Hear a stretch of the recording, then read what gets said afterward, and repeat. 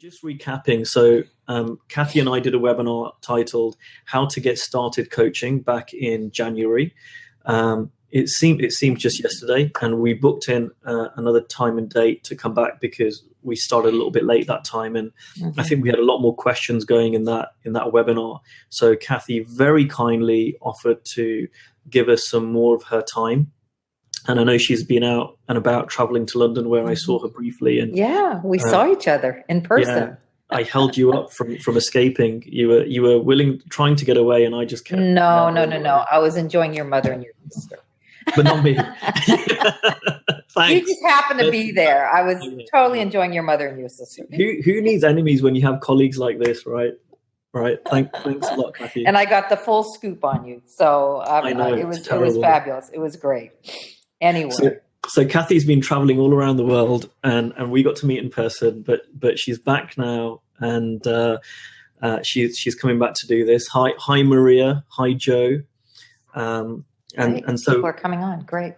So what I'm really looking forward to is kind of delving further into the conversation we started last time. Really looking forward to the questions from the group. And really, this is a kind of an additional, like I said, following on from last time. And the questions really are what's interesting for me. Yes. Because I think we can talk generically and generally, but sometimes when we get into questions that people have, then it kind of really brings this to life and is more fun for both of us. So purely from a selfish point of view, do interact with us and make this more interesting for Cathy. Yes, absolutely. So it's a few minutes past, Cathy. Were you going to say something, or shall I just jump into what we were talking about? Just jump in, and I'll respond or react or whatever. Okay. So this is for me. So this is something I like talking about what I'm really thinking about, and I'm exploring myself and having my understanding evolve, if you like, but both with the principles and with the coaching business. So I was talking to someone this week who trains coaches in the 3 principles, and we were talking about this word that's used a lot called grounding. And one of the things that my view of coaching has evolved really a lot is when I started out. And I met you, and I was really learning, and I was kind of learning about the principles, and I'm like, the principles are great, but how the hell do I have a coaching conversation? How do I get out there? I need structure, I need tools. And you and Jamie and other people would kind of say, well, no, don't worry about that, and kept pointing me to my grounding and kept pointing me to deepen my understanding first, which I found really helpful. And at the time, I kept thinking it's a structural piece, it's a commercial piece. And what's happened is I've learned those things as well. And I've learned things that have been really helpful in certain tips and certain ways I do things. And what I've seen is that the biggest help for me has been my understanding of the principles, my own personal grounding, both in the impact I have with clients and also with my own understanding in terms of where I'm coming from, and people resonate with that. And then doing the things you need to do commercially in order to create a business. The whole thing is underpinned by my personal grounding.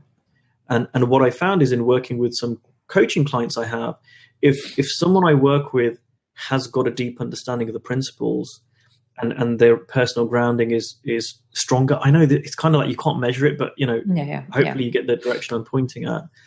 Well, what I find is that it's much easier to give them the little piece of strategy or, commercial information or whatever, or direction, and they really just fly. Okay. Now, here's the bit where I would love your opinion on it. And what I find is that, and this might be a little bit controversial, I don't know. What I find is the message I got, and okay, there's not a fixed reality. How I understood it was, in the early days, it's all about grounding. Grounding's all you need. That's where it all comes from. And I see that, to the extent I see it. And yet I found that at the time, what a lot of people were doing, including me, was let me go on another 3 principles course. Let me go on another retreat. Let me go and get some more training to deepen my understanding. And all the whilst I was kind of having money go out and no money coming in, and I wasn't really serving anyone. And whilst I've seen my grounding deepen, and I'm sure it will continue to do that until the end of time, I found that I've learned, and my grounding's deepened by doing more practical stuff and going on even out, other courses that are not 3P based. Some of them I don't. Some of them I find very manipulative, but other stuff. And so I guess not my bugbear, but my concern, if you like, is when people talk about it's just a grounding issue, that people end up becoming kind of seminar junkies and just go to more and more 3P conferences. Yeah. Oh, I totally agree with what you're saying. And I call it the G word. I'll be honest with you. I don't like that word, the grounding, grounding. It sort of implies that I have to be more grounded. It's a place to get to. And that's not what we're saying. See, we're not talking about you need to get to a place. It sort of implies we have to be a better person. We have to see the principles 100%, in your life, meaning you shouldn't have any problems. You shouldn't have any blind spots. It just kind of sets up people, I think. Okay. Here's what I feel. I would rather have somebody who totally sees across the board the truth that all life comes from the inside out. If somebody says, wow, that's true, and they get a hit, they go, that is true, and they see it 100%. I don't care that they're on a learning curve. I don't care that they're fumbling around trying to do the work. I don't care that they sometimes use, probably too much form, or maybe kind of leak into something else as they're trying to point people to principles. See, I don't care about that. When I see that people are just trying to go through that transition, because I had to go through that transition. I was trained in the traditional psychotherapeutic clinical psychology world, like 4 years in there. So when I heard the principles, it was like, that is true. That is the opposite of everything I've learned. I saw it. But then I had to go through that, sitting with a client who I used to get into their childhood and get more into their feelings and all that crazy stuff. We're trying to have them change their thinking and reform their thinking or have better thinking. I was transitioning from that into just see the truth of principles. Just see that they are thinking beings. Just see that their life all comes from thought. So I went through that transition. Now, I feel like I had really solid grounding because I saw the truth and the principles across the board. So to me, that's the grounding piece. You see, okay, that is true, 100% true. Now, I have to catch up to that. I have to realize that in my own life. And so, yes, I was teaching all kinds of people. But one thing I knew, that I could no longer go into my old learnings. I couldn't do it. Now, at the beginning, and excuse me, I'm near railroad tracks. So you're going to hear a big freight train come by. Sounds like it's coming into my living room here. Anyway,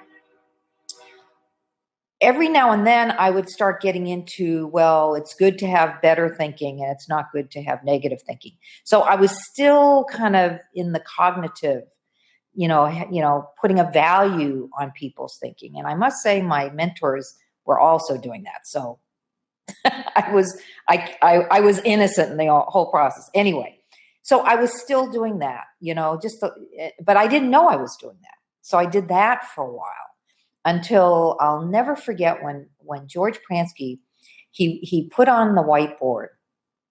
He said, if you're doing this, this is new age. If you're doing this, this is cognitive. If you're doing this, it's psychodynamic. If you're doing this, this is principles. And I went, oh, then I saw the difference. I went, oh, now I see it. Oh, I've been working cognitively and I didn't know that. And now I'm saying, oh, there is a difference between working with people principles wise. So yes, I was on a learning curve coming out of my formal training. And believe me, I've been exposed to all kinds of stuff in the new age world, in clinical psychology world. I have done it all. So people are just trying to go through that. And so what I find is people who've been working with people, like a coaching person, somebody who's doing coaching. I had one client in particular, she finally had the big insight. When I do a program with a group of people, they're into it, they get it, they loved it, everything's fabulous.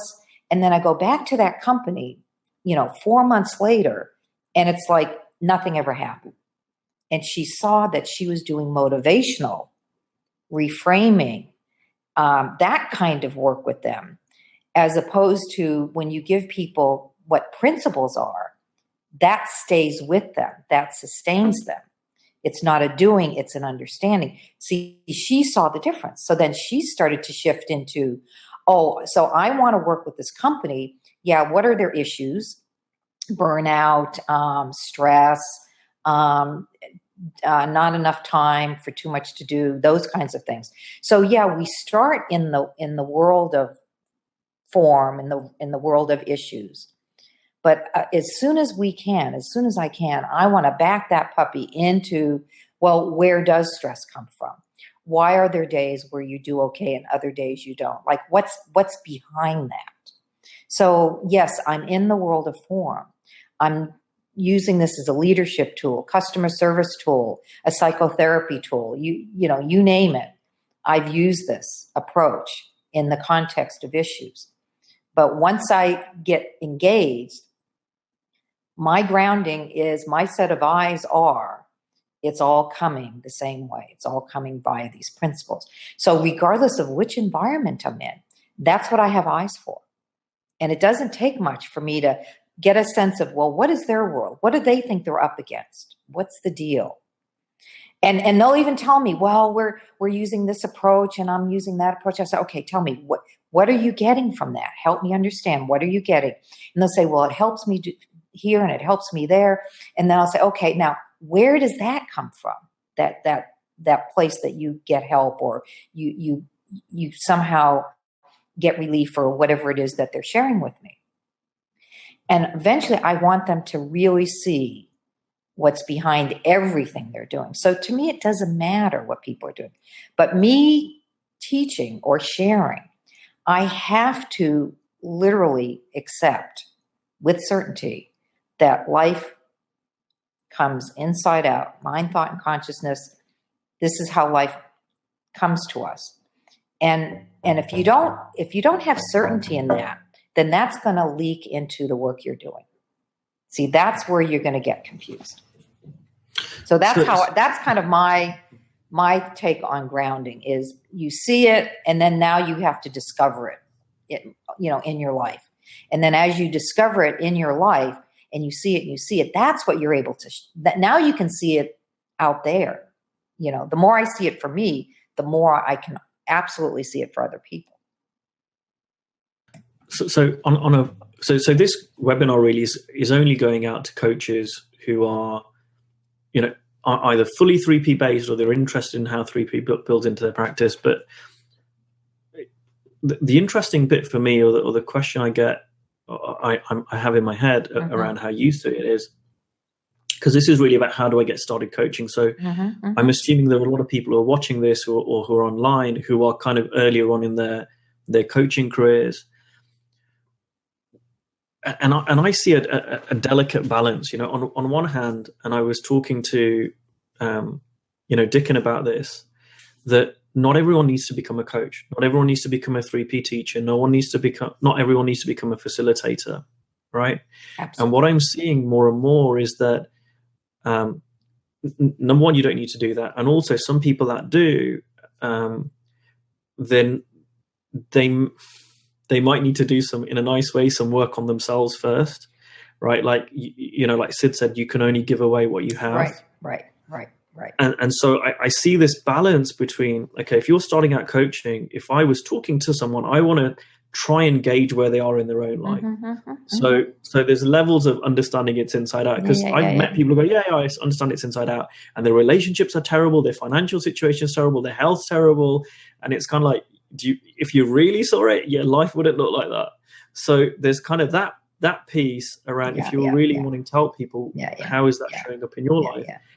And on the flip side, what I like about you, Cathy, and what I see that I did well is, even whilst I was going through that learning curve, I was going out and just sharing whatever I knew at whatever level of understanding I had. And you know what? It was helpful, because I found, Mm-hmm. even if I understood this, like, okay, the level it goes up to is infinite. But let's say whatever level I understand it now, if I Mm-hmm. understood it 5% of what I understand now, that 5% was more powerful than any of the outside Yes, stuff out there. that's it. That's it. That's it. That you hit the nail on the head. See, with what little I knew, so 1 week I'm working with clients one way. I'm in my internship doing psychotherapy with people with all the diagnoses, anxiety, depression, eating disorders, all of that. And all of a sudden I'm sharing what little I knew. And I had such results. My supervisor had to check them out because he couldn't believe what I was reporting, because each week I have to report out on my cases, do a progress report. And after a while, he said to me, because I kind of fudged it, and I said, well, because you have to declare what approach you're using when you're going through your internship. So I said, well, I'm doing a cognitive approach. I thought, well, I'm talking about thought. And so fine, that's how, so as I'm reporting out on my cases, my supervisor at one point looked at me and he said, you're not doing cognitive. What are you doing? This seems a bit, I just find it hard to believe the results you're getting. So he had to literally interview my clients. He had to observe what I was doing. And after he went through that whole process to make sure I wasn't totally, BSing him, he looked at me and said, I want to know what you know.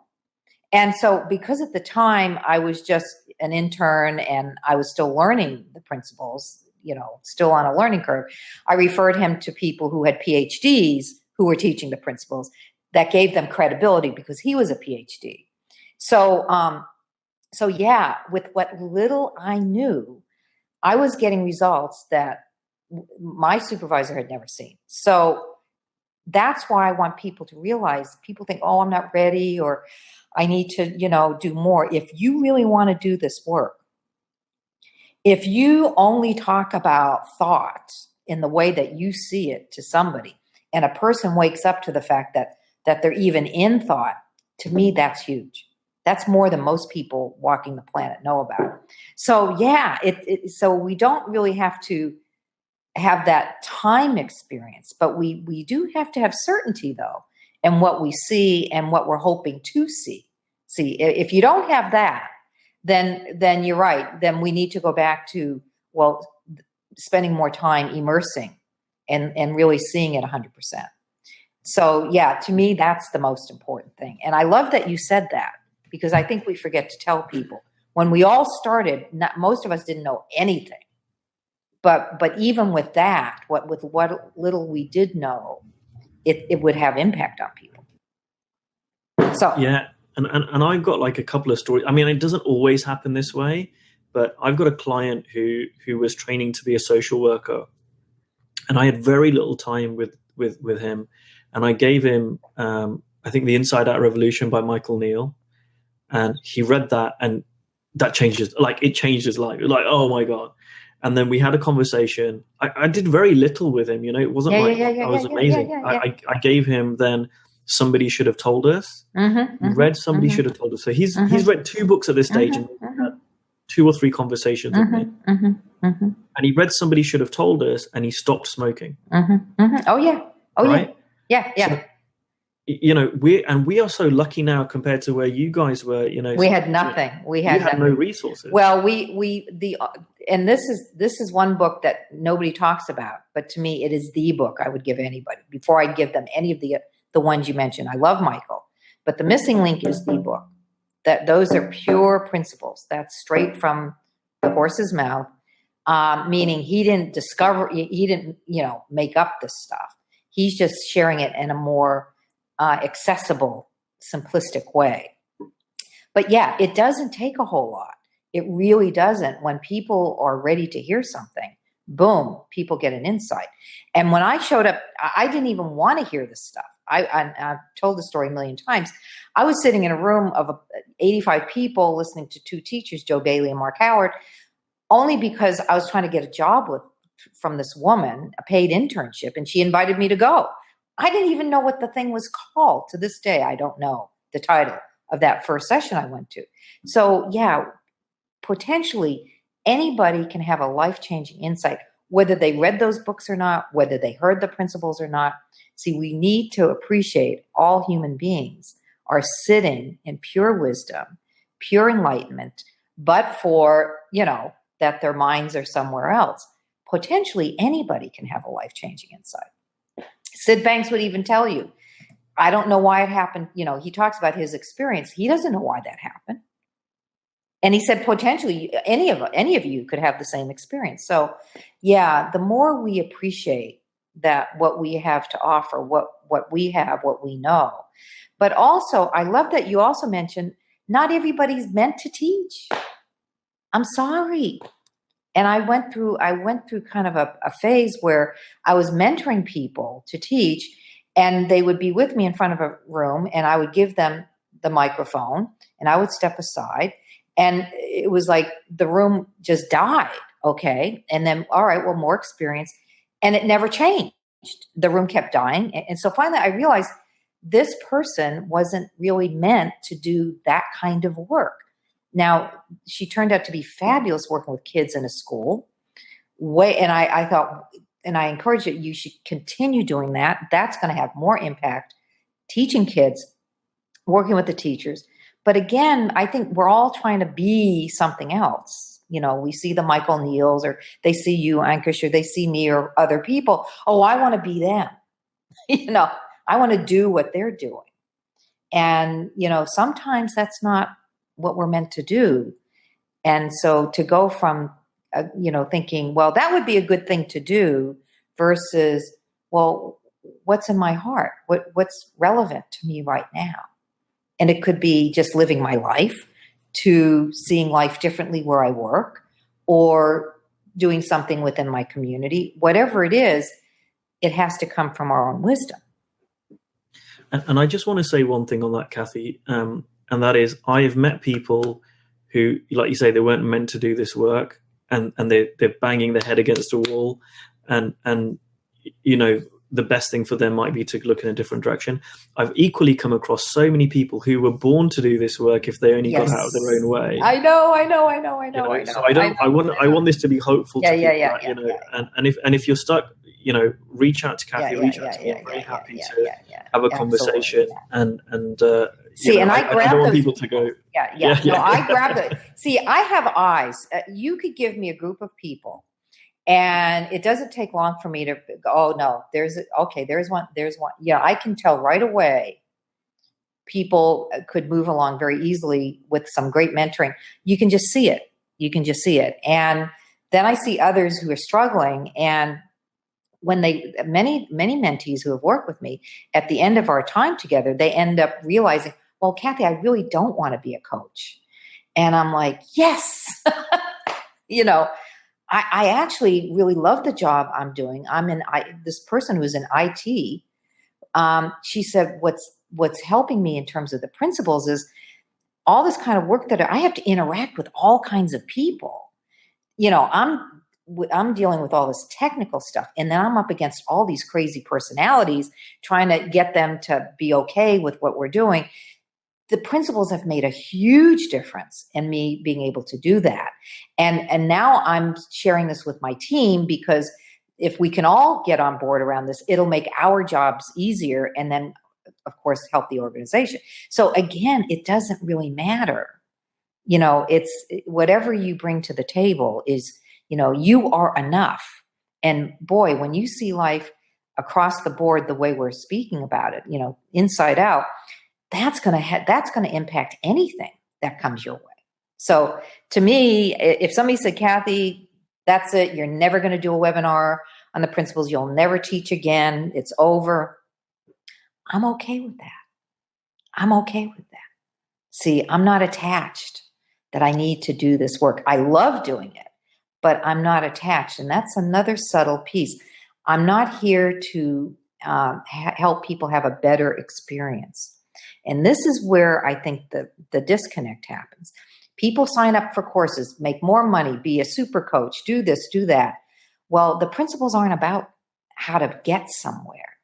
The principles are just the blueprint of what's behind everything. So I'm not here to help people have a better experience. I'm here to just show people the blueprint. I have no attachment that they should change, or that they should be making tons of money, or they should find their passion, or whatever that is. I'm just, see, as soon as they get the sense of like what you shared about the guy who read the books, when they wake up to something, they're going to do what they're going to do. I don't have to worry about that. So I want to just jump into a question, because I know Arthur asked it a little while ago, but we were involved in a good conversation, so I wanted to keep that going. So, and I'll try and read it well. My company spends millions on things even operators on the floor see don't work in behavior courses. Yes. So Arthur is someone I know. He's a middle manager in a kind of metal organization. He runs a furnace, has I think 21, 22 people working for him. He said, I coach my operators my way, and the leaders think it's because of the latest course they were on that is working. And Arthur, by the way, he's a client of mine. He's really shifted his understanding and he's really changed the way he's shown up at work. And he's ended up coaching a lot of the people who report to him. So his question is, how do I reach them in seeing what is really going on? So I guess, how does he let the leaders know it's not the course they've sent them on, which it's Arthur showing up with the principles. Yeah. Well, welcome to the world of 3 principles. And I think Jamie helped me. Was it Jamie? Somebody helped me with this. When something new emerges, it's not new. When a truth emerges, like when all of a sudden they had to account for gravity. Like, now you can imagine at the beginning of that, people probably looked at this guy and said, whatever. And just went on with their lives. So you're kind of, because we're kind of pioneers in this, and it's new, and it's meaning it's in a form that there's no concreteness to it. Unfortunately, we're not in the mainstream. And because of that, it's hard to get people to see what we're talking about. Now, and believe me, I've worked with clients who had severe issues and then have miraculous changes. You would think their psychiatrists would ask, now, what's going on, and what are you doing, and who is this Cathy case? You would think they would want to know, why has this person changed so quickly? But unfortunately, most people are zooming in their minds and they can't see it. So that's what you're in a system, you're in a world where you're surrounded by people who are zooming around in their minds. They're in a ton of thought. And, again, that's what you're up against. You're up against thought. Now, the less meaning you make about that, see, I accept that. I see it. When I get in front of a group of people and they come in, business people, and they're sitting in the room, in fact, I kind of like, whoa, yeah, we've got a wall of thought here. See, I just see it for what it is. And I don't judge it. No judgment, just appreciating, wow, this is what's here.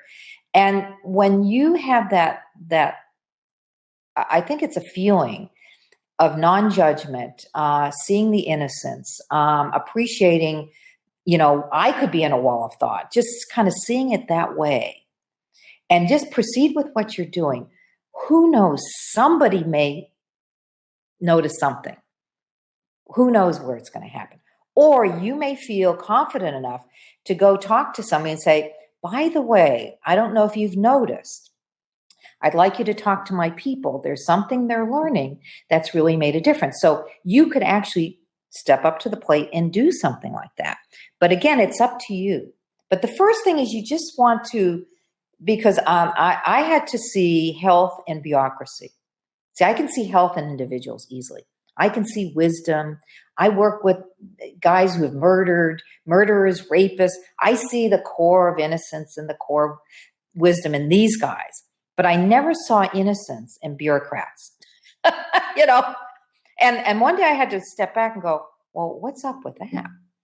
Wow, that, you know, what's up? So I had to get over myself and see that even in the most bureaucratic, entrenched organizations, there is health in there. So it's again, back to our grounding. I had to realize I had judgment because I used to work in bureaucracy. I had a lot of thinking about it. And once I changed on that, lo and behold, here I am teaching in the midst of bureaucracies now. It's interesting how that happens. So the first thing is for you to kind of see that for yourself, and then to appreciate that everybody's just innocently just zooming around. And people really do want to feel better. They do want to do a good job. They don't like being exhausted. They don't like making mistakes, but we have to have an understanding about why that is. So that's what I would say. And, you know, again, I had to see that there's wisdom, spiritual truth, whatever you want to call that, in my company, in my bureaucracy. That's the first piece. And then after that, who knows what things you might occur to you about how to go about that. See, I love what you said, Cathy, and if I can relay my own experience, that I guess from a family point of view, so maybe different outside of the company, although I had some experience in a company, you know, with my family, I spoke to a lot of 3P people who've said, well, my family don't get this. If only my sister got this or my dad got it or whatever. I seem to have a lot of my family looking in this direction. Both my parents, my brother, my sister, my aunt, who I know you've met. You know, I've got a couple of cousins. You know, like it's quite a lot of my family are now looking in this direction. Now, that could just be sheer luck. But one of the things that I considered that, you know, why is this? Why is it that I seem to have that and a lot of people don't? One of the things I realized being around the personal development world for like a long time is I would always come across stuff that I thought, oh, this could really help so-and-so. This could help so-and-so.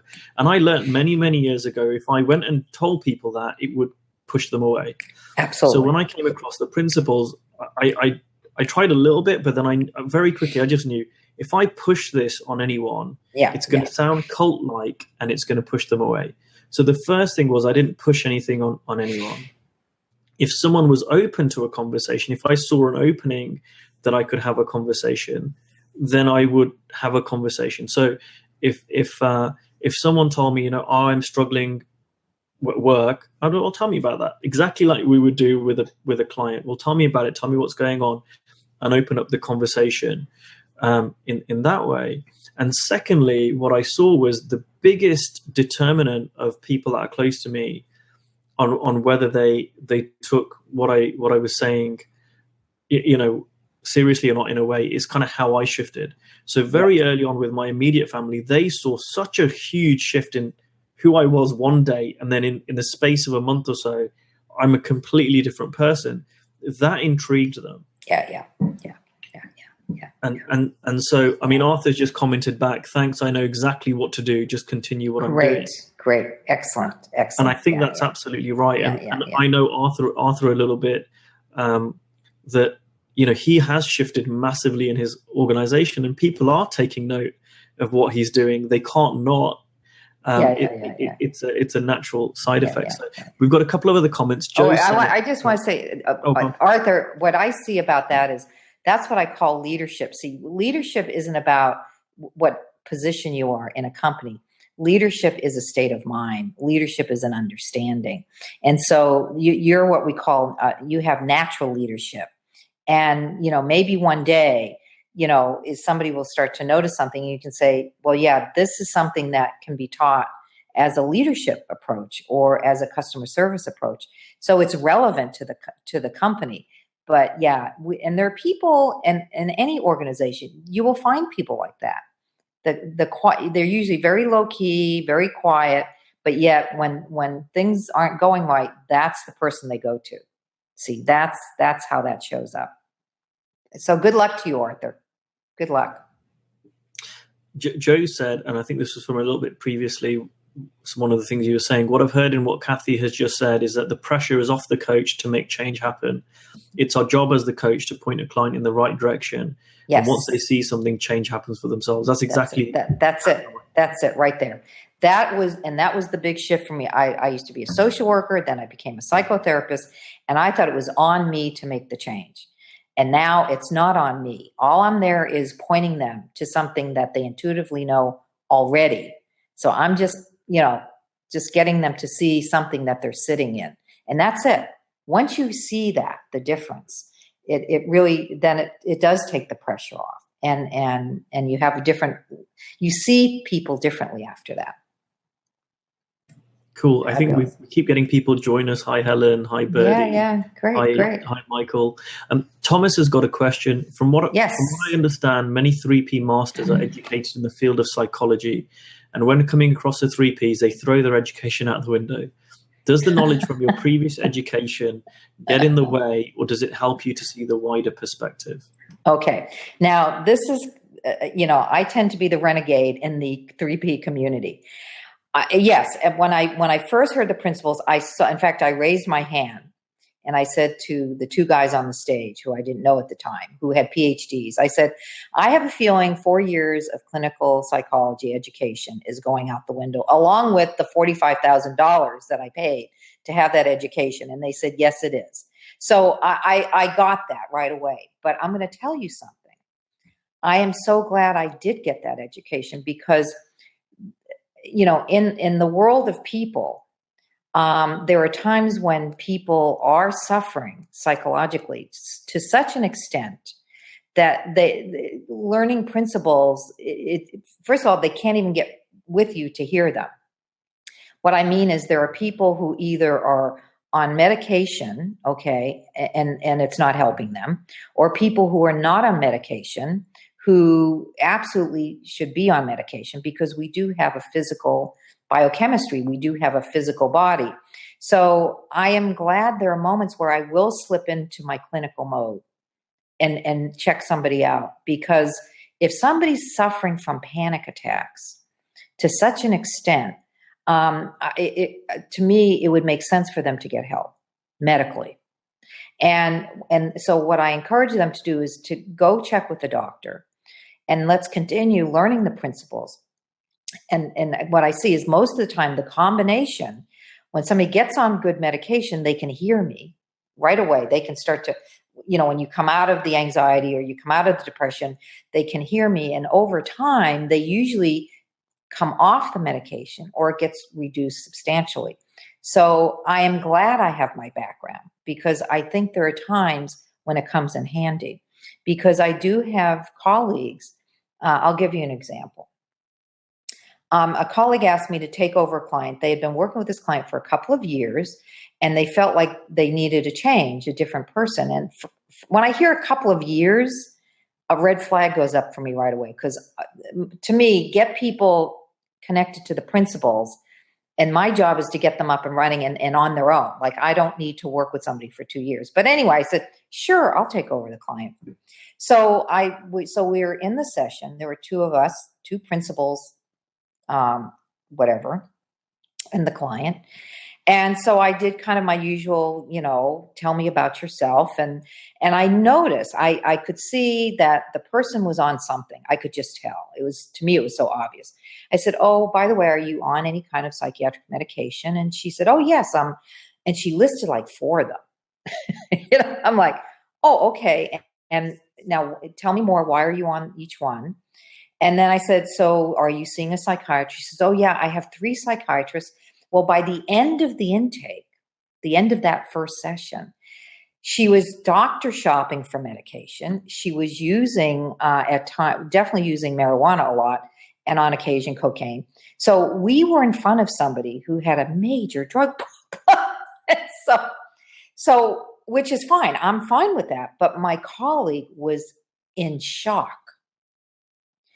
She was in shock. She said, oh my God, I never knew any of this. And I looked at her, I said, wow, I can't believe you've been working with her for 2 years and you don't know any of this stuff. To me, it's obvious that she has some issues here. So again, I'm glad I have eyes for that so that I can account for, well, how present is this person going to be able to be with me? You know, is it, get a sense of, well, why are they, on all these different meds, and what are they getting from being on that medication or using, the other drugs, to help. So I don't care how people present, but it certainly helps me get a better understanding. Oh, wow, they're trying to feel okay to such an extent they're doing all this stuff. So what's up with that? So to me, I'm glad I have that kind of background, even though at the beginning, everybody says, well, down with psychology and up with principles. Well, I don't see it that way anymore. And I believe that regardless of what people are doing, whether it's 12-step or all the different approaches in psychology or all these different businesses approach or whatever, I just want people to see when they get something from that, I want them to see that it's coming from them, that it's coming through them. And that when you're getting high, what we think is the drug is actually, you can't even experience being high without being in thought. See, thought is giving you the experience of being high even. And a lot of my inmates, when I teach inmates in jail, they're like, boy, Cathy, you're making it all about the principles. I go, well, you wouldn't even be on the planet. You wouldn't be alive if you weren't in these principles. So to me, it's my understanding of that really, really makes a difference. And I think it gives me a lot of leverage. Yeah. And you know what, I haven't come from a kind of psychological background, but, from my point of view, I don't think knowledge from anything that we've done previously No. It doesn't need to get in the way. I don't think it gives me a wider perspective. Like I said, I was in the self-development world for 11 years, but what it can help, and I'm assuming it's the same from the psychological point of view, is you can talk the language, right? So I was talking to a guy who does a lot of corporate work with the principals, and he kind of joked saying, I used to be in that world, so I look like one of them, right? And we were kind of like just joking around with it. And I said, yeah, put me in a suit and I can look like one of them too. Now, obviously, we were messing around, right? Because we're all human beings at the end of the day. But what we see is that people in business, and I remember me being one of those. I used to be in procurement, dealing with suppliers day in, day out, and I'd be judging people and judging suppliers, right? Is you want to work with people who you think are like you. So it helps. It can help, I think, in certain times, that, I can talk about certain things that I know my clients, if they've been in the self-development world, I can say, yeah, I know about journaling. I know about writing your gratitude journal in the morning. I know about affirmations. Yeah, I've done all of that. It helps build that little bit of connection. It's not necessary. I don't need it. It doesn't have to get in the way, but that's the only thing. So, I'm grateful for whatever knowledge and experience I have. And it doesn't mean that if I went back again, I would go through the exact same process, knowing what I know now, I wouldn't. Well, here, see, to me, what's really important, and the mentor that really, really he was brilliant in helping us see this, Dr. Roger Mills. Basically, I've taught in every environment across the board, probably more than any person I know. Seriously, I've taught in, from the justice system to educational systems to hospital systems to businesses to you name it. I've been in those environments. Now, again, my grounding is what allows me to do that. So regardless whether I'm sitting in front of a group of engineers and physicists and scientists, one week I'd be teaching them, and then the next week I'm in a jail sitting in front of a group of inmates, okay? Very different, very extremely different. But here's the thing, it's the same. Now, I want to get an understanding of the world of business. So what is it that they perceive that they're up against? I want to know about their world. So their world are deadlines, making mistakes, feeling pressure. So of course, we're going to talk about the principles in the context of that culture, okay? Then when I teach inmates, now what's their world? What do they perceive that they're up against? And again, it's going to be, being locked up, being depressed, being not having sleep, anger, it's going to be different. So I'm literally appreciating the culture, the environment of anybody I'm working in. Because when I use metaphors, I want to use metaphors they can relate to. So I will use their world to teach from, but here's the funny thing that happened. When I was teaching in the business world, this is through the Pransky group, we had a DVD on inmates talking about learning the principles. And they wanted to show that DVD to the business people. Now, when I first heard this, I said, I don't think that's a good idea. I felt like really uncomfortable. Plus, I'm on the DVD with them. And I don't know. I just didn't feel like, really, why would you want to show that to a group of business people? But they insisted. George said, no, we're going to do it. So I left the room. I couldn't even be in the room when they showed it. And it's funny because when they evaluated the training, the two things that rated the highest in terms of the highest rating were when we had them do the listening exercises and the DVD of the criminal justice system. Those were the two most impactful things that they experienced in the training. Now, isn't that amazing? And so then they started asking me, the business people, well, how do they do with this? Are they better at learning this than us? And then when I go teach the inmates, because they know I'm in the business world, well, how do they do? Do they learn better than us? And it's really cute because they're asking about each other.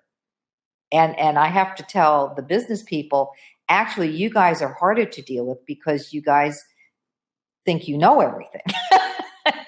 The inmates, they're more open to hearing because obviously they know they blew it and they're sitting in jail. So they're a little more open, but yet they have their egos too. So in a way, you guys are both hearing it the same way. But yeah, it's amazing. It's not so much, what you've known before you got to where you are. Yes, that's a part of you, but it's you getting an understanding of who's in front of you. That's the most important thing. See, that's grounding. You come out of you and you want to get a sense, you're being of service to people. You want to hear, again, I'm always looking at, what do they perceive as giving them their experience? What are they up against in their own minds? And how can I help them realize that they just are misunderstanding how it all is coming about? That's all we're doing. So yeah, so I'm glad I went through all that crazy stuff, even though I wanted to quit like 5 times getting my master's in psychology. My friend, Linda, she kept saying, no, you're going to finish. You're going to get the stupid degree. You've gone this far. And it was at the tail end I got exposed to the principles. And had I not stayed with going through my education, I would have never heard the principles because I was trying to get a paid internship. So it's amazing how we get to things. Yeah, and I like what you said about listening because that's, again, certainly, how I see things. And one of my colleagues was talking about it, and she talks about it inner focus versus outer focus. And she said, language is slightly different, but she's a coach. And she said most coaches have inner focus.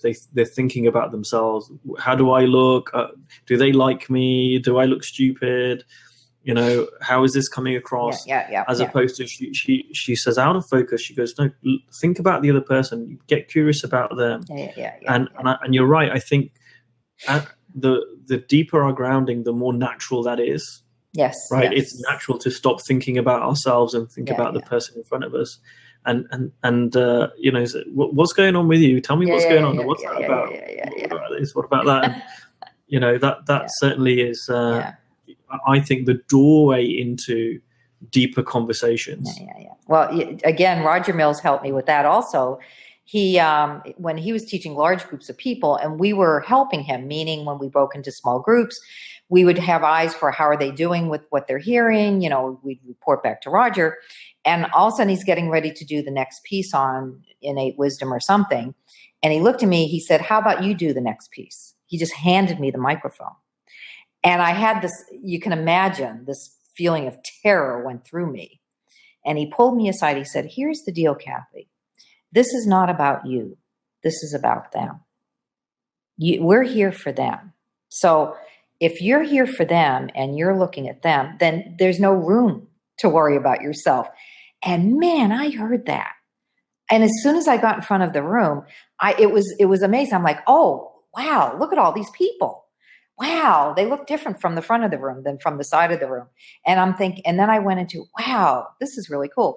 To the point where I was even checking out women's hand, because I'm into purses. Oh, that's a cute purse over there. I mean, it wasn't a technique. It was just like all of a sudden I was kind of in awe of them. And that immediately put me at ease. But it's funny how he pulled me aside and kind of gave me that little pep talk. But that has stayed with me since day one, 100%, whether it's with an individual or with a group. And it's funny, I gave a presentation just last weekend, and I had a few butterflies. All of a sudden I got a few little butterflies. And I'm like, whoa, where is that coming from?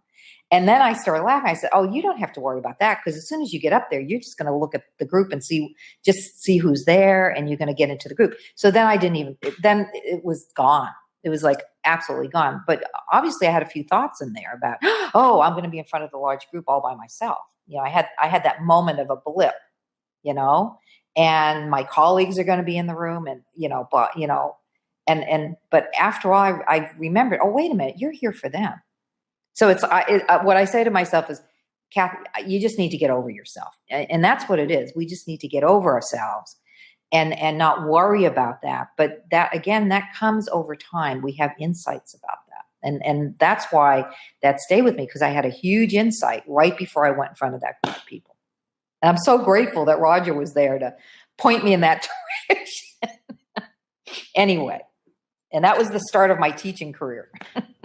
No, and it's beautiful. I remember, I can't remember who it was, someone told me about so many different musicians, world famous, top of the game. They say, they get butterflies before they go out on stage. It's just, I see it as the human condition. And absolutely. About 10 days ago or so, I was in Dublin and I was speaking, and I'm there at the front of the room, and I'm just thinking, this is terrible. Like, what am I saying? And the rest of it. And then you finish and people come up to you and say, oh, that was great, or something. Or sometimes it's the opposite. I'll write a post. I'm like, this is really good. Like, I've really said something important. And it's like, no one resonates with it. Well, it's funny. I didn't know until I got out there. They put me on the agenda for doing an hour session. So my first thought, the title was Making Mistakes, which I'm like, what the hell does that mean? So I immediately went into what the hell and what is this about? And I can't talk for an hour. There's just no way. And so two things. I went to the guy who was in charge of the conference. I said, okay, what do you mean making mistakes? And because I said, I have no idea what that title means. And then he explained it. I said, okay, got it. And then I thought, well, I don't need to do an hour. I just decided, if you don't want to do an hour, you don't have to do an hour. Well, sure enough, I was talking, and I think I probably talked for a good 40 minutes. And then all of a sudden I said, I've run out of things to say. I would love a question right now, even from a big group, to keep me going. So again, it's amazing how we have that place inside of us to take care of ourselves. And the time went by so fast, because they said, well, we're done. An hour went by. This hour that I thought was going to be too much time, it went by in a flash. So it's funny, the things that go on in our mind about being in front of people. But to me, the more curious, the more interested, the more reflective you get about whoever's in front of you, and how are they what logic do they have about where life comes from? What are they perceiving? And okay, once we get that figured out, okay, how can I help them realize that it's the opposite, or that that's not true? And speaking of which, we're coming up to the hour. I'll read a few more comments quickly. So my Aunt Promila, who we were speaking about before, says, hi, Ankush and Cathy. Oh, hi. Wendy says, yes, I love that it fits all together. Thomas said, yes, we want them up and going. It's about moving in that direction. Be present and listen and what could be helpful in the moment shows up. Thank you. Nicholas says, this is a great webinar. Love it. Gail says, so interesting. Joel says, lots of ahas today. Thanks, Cathy. Fabulous. Sebastian says, super inspiring and helpful cushion, Cathy. Birdie says, this is gold. And we'll try and squeeze one little question in, Helen, for you. Do you find you need to get into a kind of performer mode, or are you the same before a large group as when you are one-on-one? Oh, yeah. Good question. It's the same either way. It's the same. If you go into performer mode, that takes a lot of thought. No, when I'm getting in front of a group of people, I'm mostly just kind of getting a feel for the room. Like, okay, how's the room feel? Are people, see, I've been in front of business people where they were mandated to go through a leadership program. So they're sitting there, arms folded, kind of like, okay, so there's that. So when I'm in front of a group of folks like that, I call it a wall of thought. What I intuitively just get even more relaxed. You know what I mean? I just get more like, and appreciative of, again, not making any judgment, just saying, wow, okay. Wow, this will be great, because I have certainty as soon as they get just a sense of what I'm going to be saying, that wall of thought's going to come tumbling down. And it never ceases to, every single time. That's what happens. So I'm not too worried about who's in front of me, but I do like to get a feel for it, because it will determine how I'm going to get connected, how I'm going to begin. But again, I'm still looking at them. I'm not worried about me. I'm just sort of getting a feel for what's going on. And so it's the same thing with an individual. Are they telling me all the worst things that have happened to them and how their life is a mess and they can't, and they're just going on? I'm like, oh, okay, got a live one here. Okay. And I try to settle down. And other people, they're asking me some really good questions. So we get into a reflective mode right off the bat. So to me, it's all the same. Yeah, I completely resonate with that as well, Cathy. I think that I was always a little bit nervous about doing public speaking, and I don't do an awful lot, but the few times that I've done it, I find the more I'm thinking, which happens maybe for the first few minutes, it's like a rocky start. But what really seems to connect, whether it's one-on-one, whether it's in a group, is when I'm out of thinking about me and I'm out of that, and just be myself, And it's the nature of thought. That's what I'm either in the present and I'm with you and I'm just outside of myself. That's being present, or I'm in my head. It's either one or the other. Two different things. But anyway, all of you, thank you for listening, and just go for it. If you feel, just go for it and enjoy yourselves. I mean, this is about having fun and sharing something that's very powerful. And if you don't want to do that, that's fine too. To me, it's all the same. We've got more questions coming in, but I'm going to be respectful of time and finish. If people want to ask you any remaining questions they've got, are they able to get hold of you? And if so, how can they do that? Yes, and my email. That's probably the best way. Do they have my email, or can you send that to them? I can send it to them. I think what I'll do is I'll share it right now. I'm going to quickly open up my email, unless you've got it off the top of your head, Cathy. Oh, I can share it. Okay. The letters UARE 100 at AOL.com. I'm an oldie but goodie. I'm still with AOL. Haven't switched to Gmail yet, even though I have a Gmail account. Fantastic. Well, thank you so much, Cathy. As always, people can get hold of me on Facebook. My website is ankushjain.co.uk.